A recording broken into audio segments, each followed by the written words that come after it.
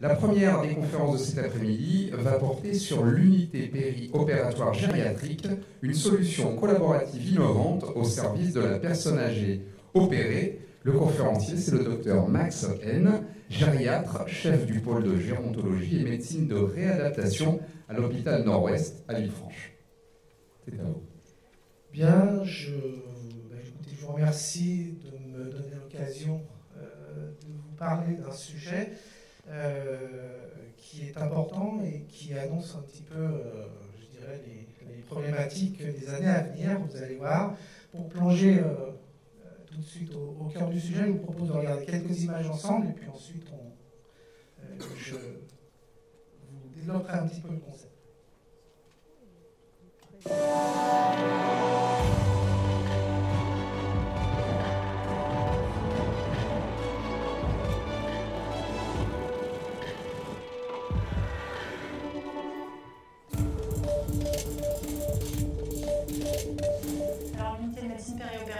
L'idée, c'est de prendre en charge médicalement les patients en parallèle de la prise en charge chirurgicale.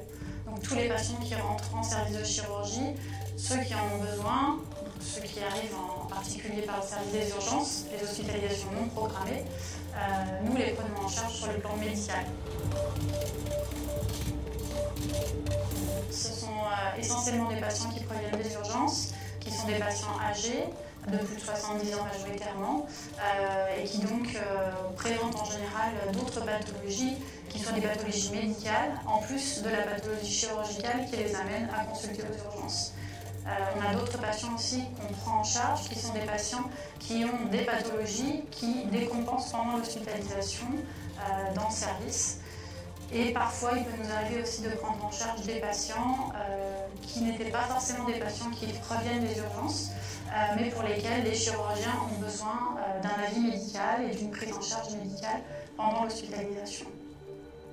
On communique essentiellement sur la façon dont la prise en charge chirurgicale va se passer, l'intervention prévue, la préparation à cette intervention chirurgicale, avec éventuellement tous les risques préopératoires, péropératoires et post-opératoires qui peuvent arriver.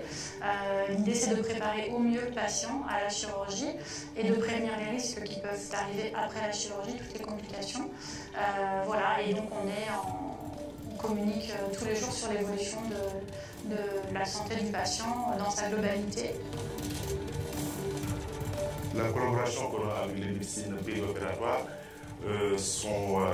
la collaboration est franchement la bienvenue. Parce que depuis qu'ils sont là, ils s'occupent au-delà du problème chirurgical que nous maîtrisons nous, avec le chirurgien, ils s'occupent de problèmes médicaux qui est souvent l'origine du traumatisme qui les a amenés ici. Cette collaboration elle est surtout dans le sens de l'anticipation des problèmes de santé des patients de traumatologie, surtout des sujets âgés.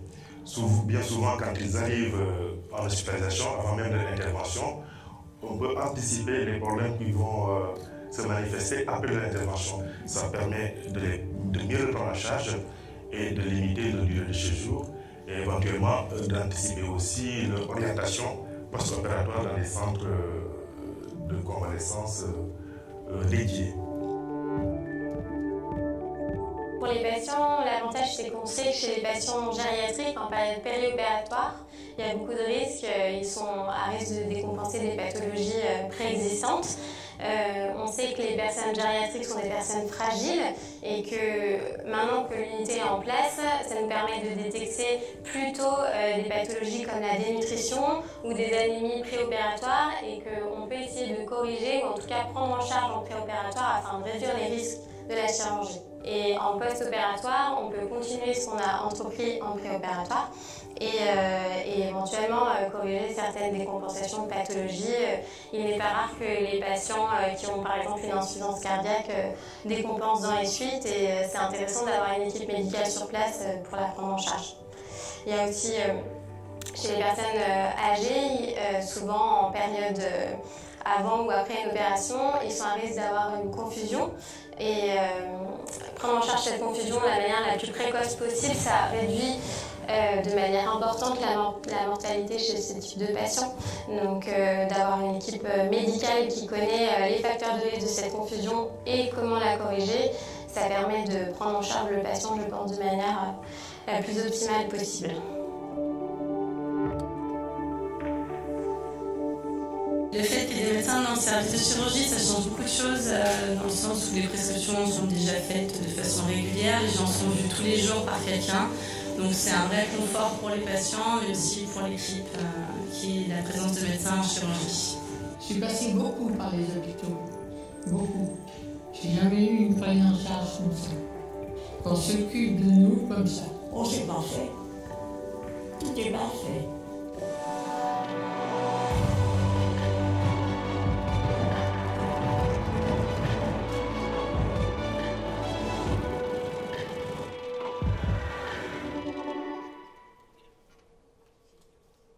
Voilà, elles sont bien mes petites collègues. Hein. Alors, pourquoi est-ce qu'on vous dit que l'âge, ça reste un facteur de risque opératoire? Alors, pour vous donner un peu une idée de la problématique, il faut savoir quand même que l'INSEE nous annonce pour 2020, donc c'est aujourd'hui, hein, qu'un Français sur 10 va avoir plus de 75 ans. D'accord? Donc ça fait du monde. Du coup, c'est une vague démographique qu'il va falloir accompagner. Hein, il va falloir s'organiser pour pouvoir l'accompagner correctement. Alors, on vous en parlait dans le film, repérer la fragilité, ça reste un des points essentiels. Pourquoi?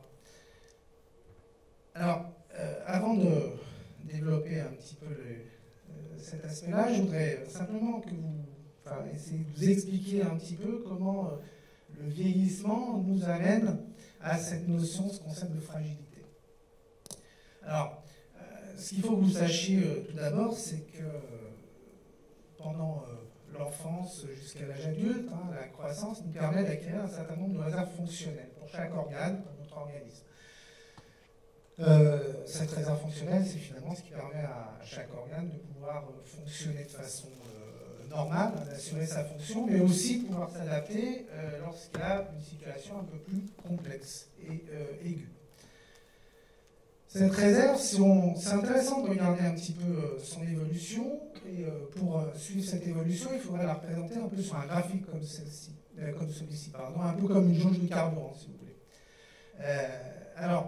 Cette jauge de carburant, quand vous êtes au maximum, là, tout là-haut, à 100%, pas de problème, hein, bien sûr.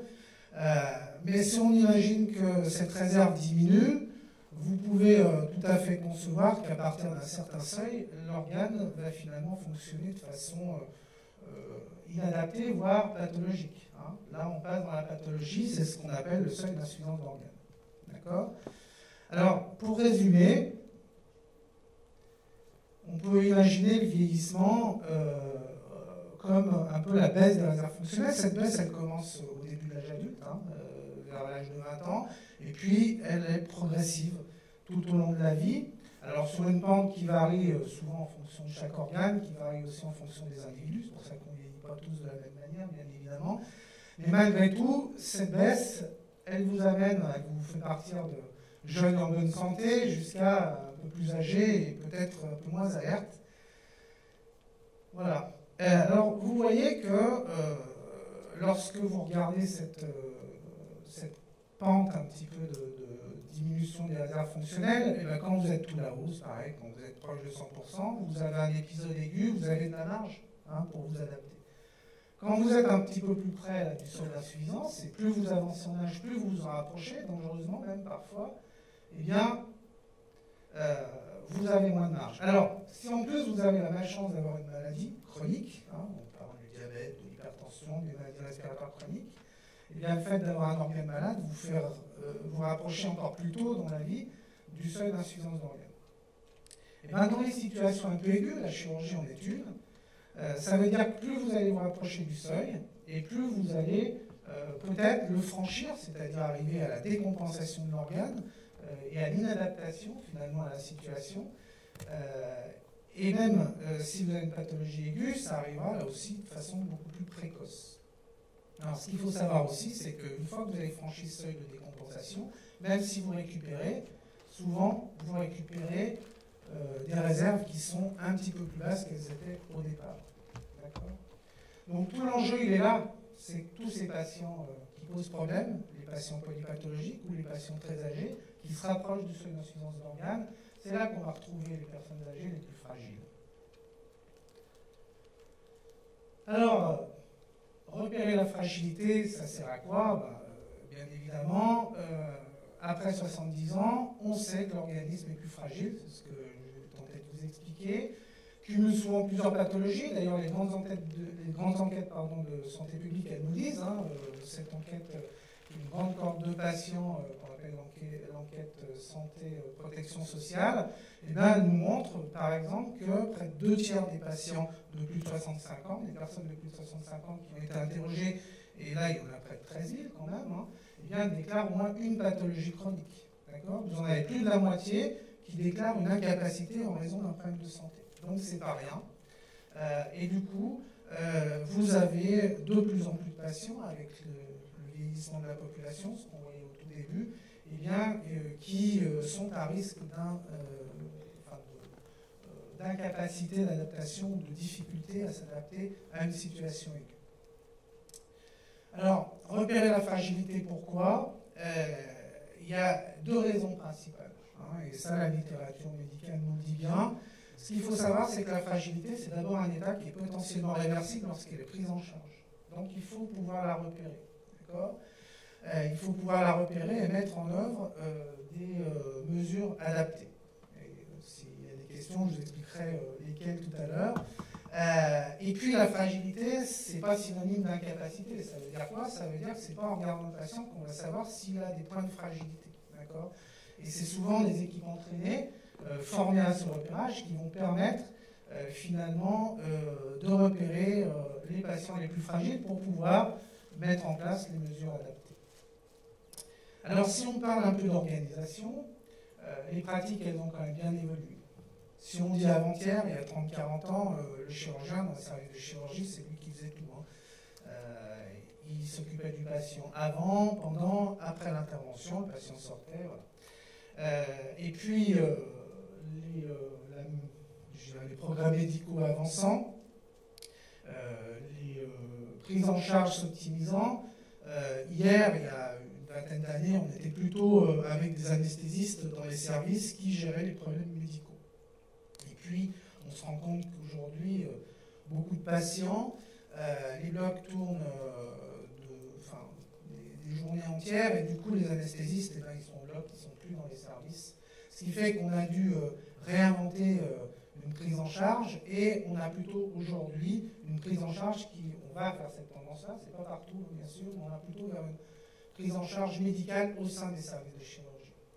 Alors les enjeux c'est quoi? C'est ce qu'on nous demande finalement, c'est d'optimiser la prise en charge, mais pas que, c'est aussi d'améliorer la fluidité du parcours, c'est-à-dire que le patient il soit pris en charge de façon plus précoce et qu'il soit pris en charge de la façon la plus adaptée possible en aval de l'intervention. D'accord? Et ça va se faire grâce à une prise en charge un peu spécialisée. Alors, on n'a pas inventé le concept, bien évidemment. C'est même quelque chose qui a été beaucoup décrit dans les années 2000. Et finalement, les principales expériences qu'on retrouve dans la littérature médicale aujourd'hui, ils tournent autour de 4, voire 5 concepts. Ces 5 concepts, finalement, ils prennent en compte le moment où le patient est pris en charge de façon spécialisée sur 4 phases, puisqu'il y a une phase préopératoire, une phase qui est post-opératoire plutôt immédiate, et puis ensuite, il y a une phase de rééducation. Alors, tous les modèles qui sont décrits aujourd'hui sont plutôt décrits sur de l'orthopédie. Pourquoi? Parce que finalement, quand on regarde, c'est plutôt la fracture de l'extrémité du col du fémur qui représente le plus gros volume d'intervention chirurgicale aujourd'hui chez le sujet âgé. Et donc, il y a 4 modèles qui ont été étudiés.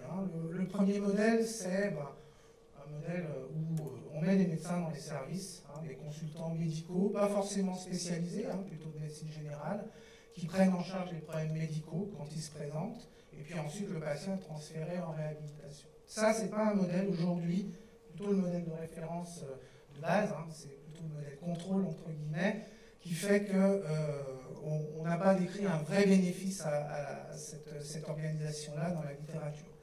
Et puis, D'autres ont essayé de mettre en place des consultations quotidiennes dans les services de chirurgie, par exemple par des équipes mobiles de gériatrie. Donc, il y a une prise en charge qui se fait, et un repérage des patients fragiles, des conseils sur les prises en charge, jusqu'au transfert en rééducation.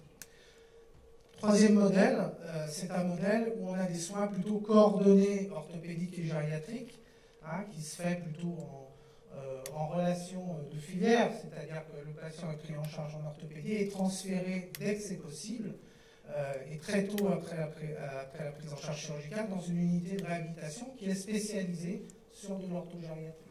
D'accord ? Et puis, on a effectivement un autre modèle, c'est un modèle qu'on a testé nous d'ailleurs, c'est-à-dire on transfère très rapidement les patients âgés dans des unités de gériatrie après leur passage en chirurgie, et puis ensuite ils vont en réhabilitation. Et puis il existe un modèle aujourd'hui qui est celui qui est le mieux décrit dans la littérature, qui est une unité un petit peu globale qui prend en charge le patient depuis l'entrée jusqu'à la sortie. Alors ce qu'il faut savoir, c'est qu'il est bien démontré aujourd'hui, de façon bien scientifique, très scientifique, qu'une unité dédiée d'orthogériatrie, ça a un effet de réduction de la mortalité et des complications post-opératoires. Donc c'est un modèle vers lequel il faut tendre. D'accord ? Alors, comment on a abordé les choses ? Je vais expliquer un peu notre concept. Ça fait très longtemps, moi, que je m'intéresse à cette phase périopératoire. Je me dis que, bien sûr, des patients âgés, il y en a beaucoup, et c'est un modèle très facile à observer, à étudier, la fracture du col du fémur, mais bien évidemment, des patients âgés, il n'y en a pas qu'en orthopédie. Donc, il n'est pas concevable, on va dire, de limiter simplement à l'orthopédie. Il faut pouvoir en faire bénéficier toutes les chirurgies. Ça, c'est le premier point. Deuxième point, et ça c'est un peu ma modeste expérience qui me le fait dire, c'est que les gériatres et les chirurgiens, on n'est vraiment pas dans la même temporalité.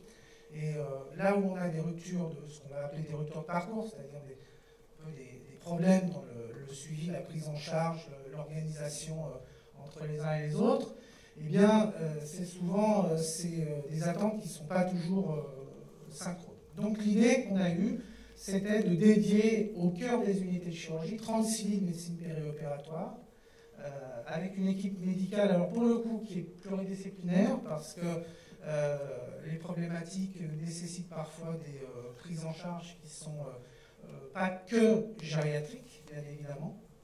Et donc, on a une équipe pluridisciplinaire composée d'un médecin gériatre, c'est le docteur Payoba que vous avez vu tout à l'heure, d'un médecin urgentiste et d'un médecin généraliste pour essayer de couvrir un petit peu les problématiques que l'on peut retrouver, sachant qu'on est un hôpital, bien sûr, très généraliste, avec d'autres spécialités qui peuvent intervenir quand on en a besoin. Comme je vous le disais, ça couvre toutes les spécialités chirurgicales. Ça veut dire que les patients, finalement, sont identifiés dans des situations à risque et en préopératoire.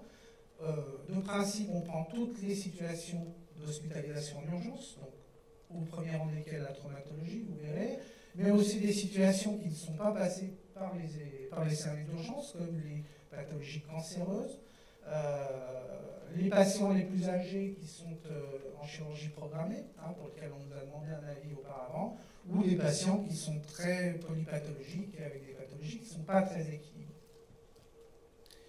Alors, si on veut décrire un peu le parcours, mais brièvement, vous avez compris avec le film, si on prend un patient pris en charge par les urgences, il est très rapidement transféré en service de chirurgie, enfin aussi rapidement qu'on puisse l'être dans les services d'urgence, c'est un peu l'actualité.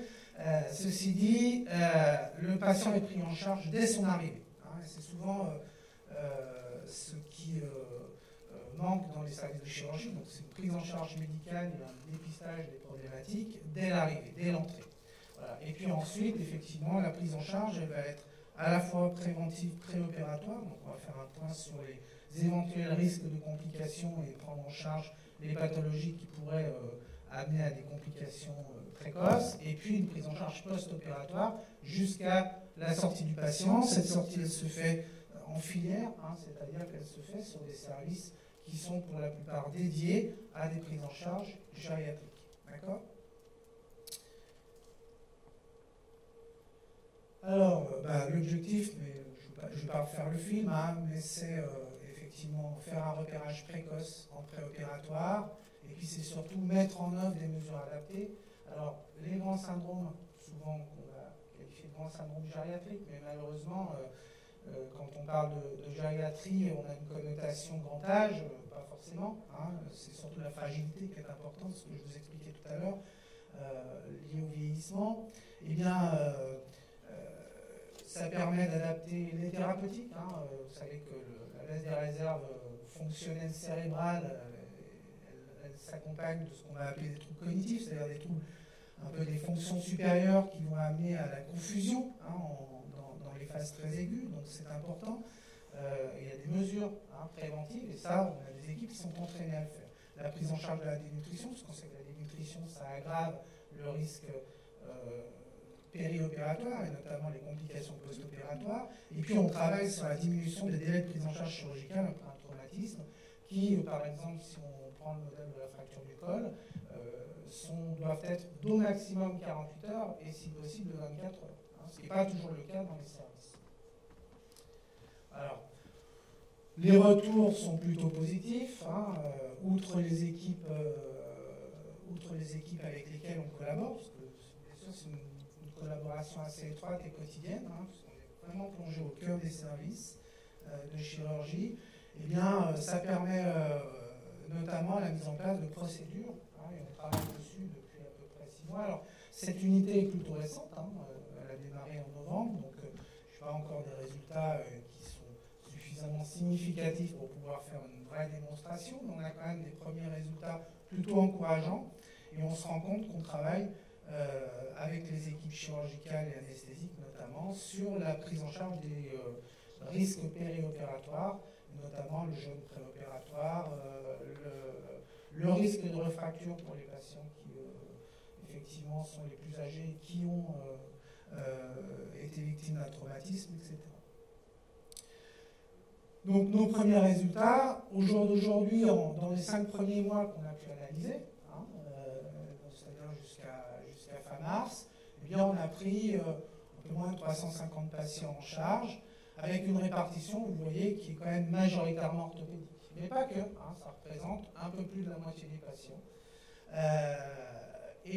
Près d'un quart, c'est de la chirurgie viscérale. Donc c'est effectivement, l'impression première semblait être la bonne, c'est-à-dire qu'il faut qu'on puisse en faire bénéficier l'ensemble des patients de plus de 70 ans, parce que ça représente une bonne moitié, là aussi, enfin, près d'une moitié des patients pris en charge dans le service de chirurgie.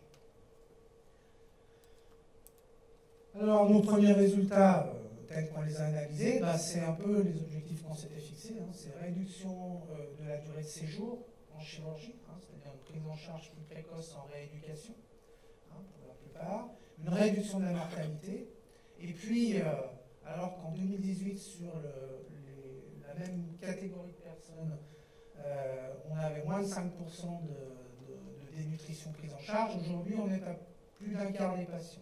Bon, ce n'est pas un objectif, on veut essayer de les prendre. Alors, quand on dit un quart des patients, ce n'est pas un quart des patients dénutris, c'est un quart de tous les patients. C'est-à-dire que tous n'étaient pas dénutris au départ, bien évidemment.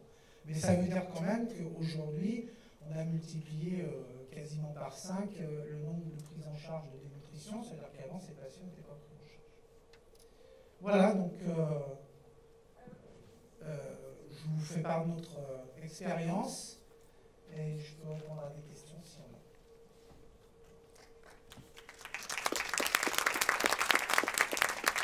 Alors, je vais demander de lever la main pour poser des questions, pour que je puisse vous voir et vous amener le micro.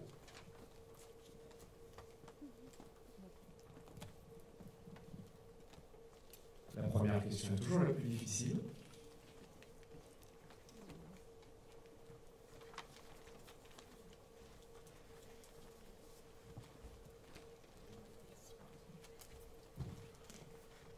Oui, bonjour, j'habite à Lyon, rue Grolet. Je suis Francisco Nielda. Et donc, j'ai été en 2016 pris en charge pour des opérations d'orthopédie, c'est-à-dire les hanches, l'une après l'autre. La première, l'hôpital Lyon Sud était en travaux, donc j'ai été mise dans le service privé, parce qu'il y a un service privé et un service public. Et donc tout s'est bien passé, je me suis réveillée comme si rien n'était, je suis sortie et je suis allée en rééducation pendant 3 semaines. La deuxième, elle a aussi été opérée en décembre 2016. Alors là, ça a été une catastrophe parce que j'en ai encore les séquelles. Je ne sais pas s'ils ont coupé des nerfs, les tendons sont un petit peu pris et la jambe est toujours en mauvais état. Mais alors là, j'ai été pris en charge du côté public, c'est-à-dire non payant. Alors on m'a mis dans une maison de retraite pour faire ma rééducation, c'est-à-dire, je ne sais pas si vous connaissez, Michel Perret, à Lyon Sud. Oui, je connais bien. Donc, pas du tout. Les gens, c'était des momies dans les chambres. Moi, j'étais la seule qui voulait aller manger à la, disons, on va dire, à la salle à manger, et il n'y avait personne. Donc, au bout de 2 jours et demi, n'ayant aucune rééducation, je suis sortie. Mais la rééducation, j'ai dû l'organiser moi-même, et j'en suis au point que, disons, j'ai une jambe qui n'est plus du tout fonctionnelle, et donc j'ai toujours des problèmes. Quelle est votre question, madame? Alors ma question est justement, dans les prises en charge orthopédiques, comment se fait-il qu'il y a un service public et privé? Alors, je ne vais pas répondre pour mes collègues de Lyon Sud, sachant que, à ma connaissance, je ne suis pas sûr qu'ils aient vraiment un secteur privé au public bien différencié. Je crois même que non. L'orthopédie, oui.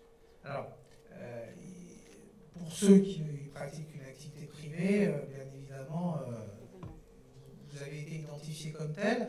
Après, je ne pense pas, effectivement, et j'en suis même sûr, connaissant bien ces équipes, qu'il n'y a pas de différence en fonction du statut privé ou public. Par contre, vous n'avez peut-être pas été opéré par le même chirurgien. Si.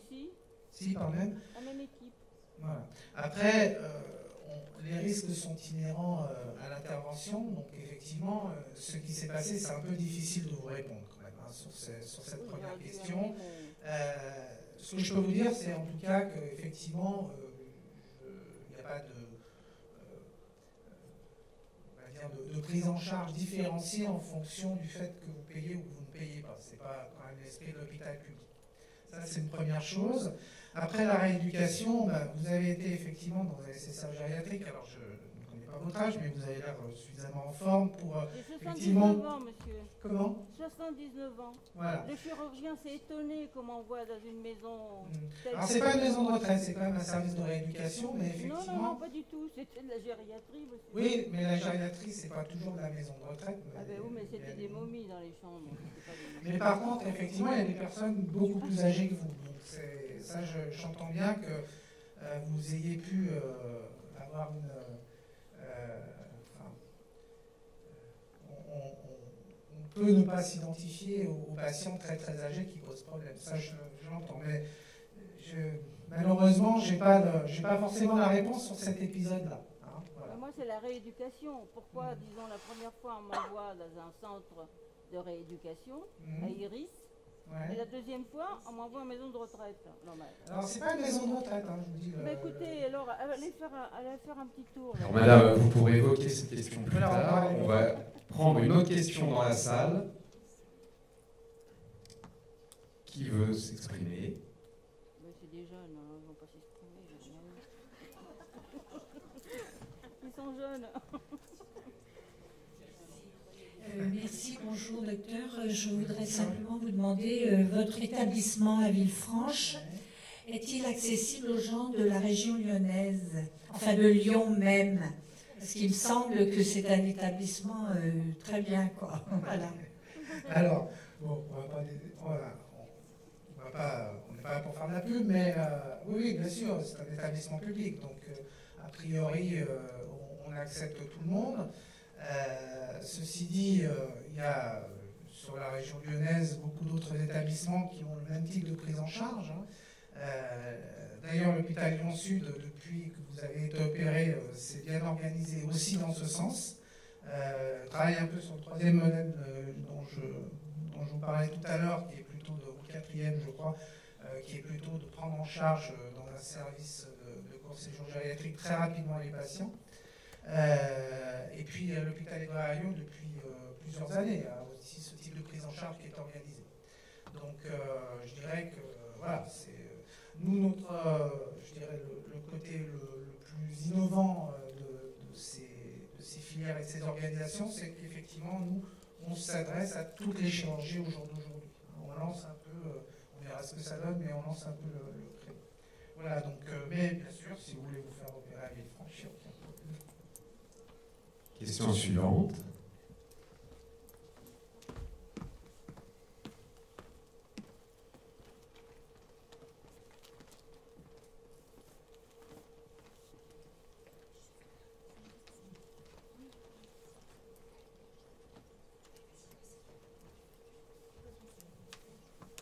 Bonjour, est-ce que vous pensez que le dossier médical partagé a favorisé la bonne prise en charge?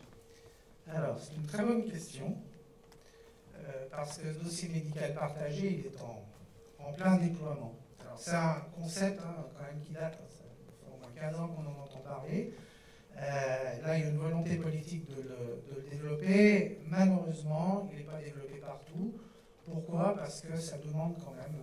Vous savez, nous les médecins, on est beaucoup tenus par notre engagement en termes de secret médical. Et dans cette approche du dossier médical partagé, c'est un peu une ouverture. Alors, on reste dans le secret, bien sûr, parce que ça reste un dossier confidentiel, mais on est quand même dans un partage et une ouverture qui parfois freine un petit peu. Donc,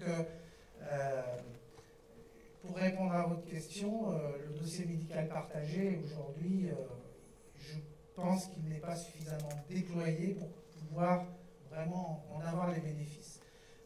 Malgré tout, on se rend compte qu'avant ça, notre grosse difficulté, c'était le recours à la formation. C'est-à-dire, vous avez un patient, il vous donne des informations, parfois il ne pense pas à les donner toutes, parfois il ne les a pas toutes, ça arrive aussi. Et pour le coup, je pense qu'une fois déployé, ce sera vraiment un recours à l'information qui sera intéressant pour les pratiques et qui évitera justement de passer à côté d'informations très importantes, en sachant qu'aujourd'hui, ça pose quand même encore quelques petits questionnements éthiques. On est en train de se les poser, nous, dans le déploiement de nos passerelles entre notre dossier informatique de patients, notre dossier patient informatisé, et puis le DMP. Mais on est dessus, comme je pense beaucoup de monde en ce moment. Merci, Dr. M.